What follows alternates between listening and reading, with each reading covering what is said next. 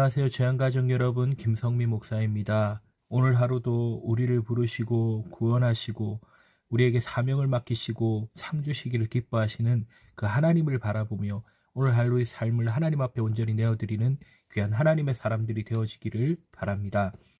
2월 28일 오늘의 주만나는 하나님 나라의 사명을 위해 힘쓰자라는 제목으로 창세기 22장 15절에서 24절 말씀을 묵상하고자 합니다.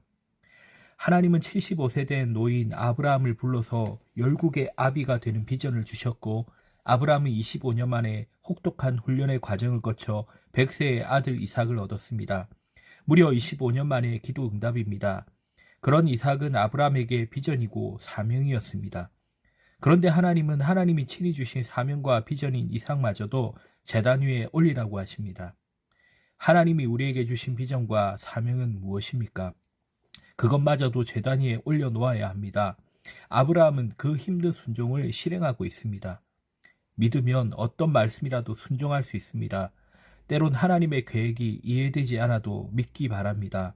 하나님의 계획은 완벽하며 하나님의 능력은 전지전능입니다. 그래서 우리가 첫 번째로 생각해 볼 것은 하나님은 하나님의 뜻을 이루어 가신다라는 것입니다. 아브라함이 시험을 통과한 후에 하나님은 그와 맺었던 언약, 그의 자손이 하늘의 별과 같고 바닷가의 모래와 같이 하실 것을 다시 확인하셨습니다. 아브라함은 하나밖에 없는 아들을 하나님께 드리겠다고 했고, 하나님은 그 아들에게 복을 주시어 많은 자손의 씨앗으로 삼으실 것을 확인해 주셨습니다. 그 복은 아브라함의 순종에 근거합니다. 그렇습니다. 하나님의 약속은 그분의 말씀에 기꺼이 순종하는 이들을 통해 성취됩니다. 첫째로 하나님은 한번 맺으신 언약을 반드시 성취하십니다. 하나님의 말씀대로 아브라함의 자손은 크게 번성해 가나안 성읍을 점령하게 됩니다.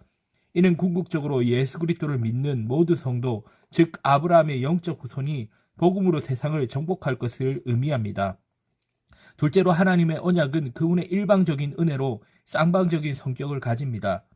따라서 피언약자인 사람은 언약에 대한 의무와 책임을 가집니다. 하나님은 피언약자를 오랜 연단과 훈련을 통해 그분께 자발적으로 순종하는 자로 다듬어 가십니다. 그리고 그를 통해 당신의 놀라운 일을 이루십니다. 하나님은 그분의 뜻을 독단적으로 이루어가지 않으시고 일꾼 삼으신 우리와 함께 이루어가십니다.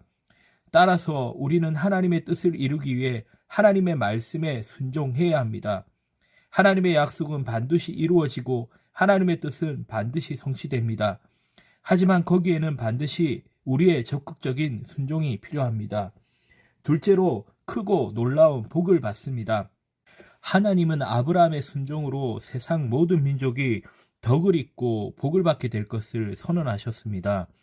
아브라함은 우리가 너희에게로 돌아오리라는 믿음의 고백대로 하나님이 시험이 끝난 후 산을 내려와 종들과 함께 브엘세바에 있는 집으로 돌아왔습니다. 아브라함은 하나님의 시험을 멋지게 통과했습니다. 그동안 실수와 실패를 반복했던 아브라함이 이제는 하나님의 말씀을 철저히 준행함으로 복의 근원이 되었습니다. 하나님의 약속을 그분의 말씀에 순종하는 자는 하나님이 주시는 크고 놀라운 복을 받아 누릴 수 있습니다. 첫째로 하나님은 자신의 약속을 믿고 순종하는 자에게 더 많은 것을 주십니다. 앞서 아브라함이 그의 집을 떠났지만 하나님은 그에게 새로운 집을 주셨으며 롯에게 땅을 양보했을 때에도 더 많은 땅을 주셨습니다. 이처럼 하나님은 순종하는 자에게 큰 복을 주십니다. 둘째로 하나님이 주시는 크고 놀라운 복은 예수 그리스도 안에서 성취되었습니다. 예수 그리스도 안에서 아브라함의 복은 이방인에게까지 이르렀습니다.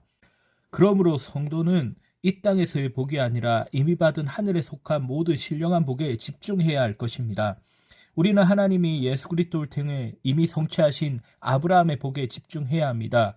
예수 그리스도를 믿는 자는 자신이 아브라함의 복을 누리고 있음을 분명히 알아야 합니다. 우리의 순종은 이미 모든 복을 다 부어주신 하나님께 대한 감사에서 우러나오는 자발적인 헌신입니다. 셋째로 모든 필요가 채워집니다. 이제 하나님의 시험을 멋지게 통과한 아브라함의 인생이 마감되고 이삭의 인생이 서서히 펼쳐지기 시작합니다. 아브라함에게 들려온 그의 동생 나홀의 소식은 장차 이삭의 아내가 될 리브가에 대한 배경을 제시해주고 있습니다. 리브가는 나홀과 그의 아내 밀가의 아들로 태어난 부두엘의 딸입니다. 리브가와 나홀과 그의 첩 사이에 태어난 후손이 아니라는 사실은 앞으로 리브가와 이삭 사이에 일어날 일들을 암시하는 것입니다. 그렇습니다. 하나님은 그분의 백성에게 필요한 것들을 채우시기 위해 미리 준비하십니다. 첫째로 하나님은 성도의 모든 필요를 알고 계십니다. 아브라함의 시인 이삭의 미래를 보장하신 하나님은 이방 땅 가나안에 거하는 이삭이 겪게 될 결혼의 어려움을 미리 알고 계셨습니다. 이처럼 하나님은 성도가 겪을 어려움을 알고 계시기에 성도는 염려하지 않고 살아갈 수 있습니다. 둘째로 하나님은 성도에게 필요한 모든 것을 채워주십니다. 하나님은 성도의 필요를 아는 것으로 그치지 않습니다. 전능하시기에 성도의 필요를 얼마든지 넉넉하게 채워주실 수 있으십니다. 하나님은 자기 아들을 아끼시 아니하시고 내어주심으로 사람에게 가장 절실한 필요인 구원을 주셨습니다. 지금 내 눈에 보이지 않는다고 해서 하나님의 역사가 일어나지 않고 있는 것이 아닙니다. 내가 의식하든 의식지 못하든 상관없이 하나님께서는 하나님의 방법대로 하나님의 역사를 펼쳐가고 계십니다.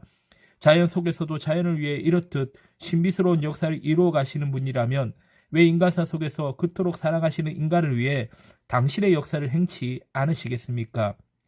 우리 눈에 보이지 않아도 우리가 의식하지 못할지라도 하나님께서는 이 순간에도 당신의 역사를 전개하고 계시는 것입니다.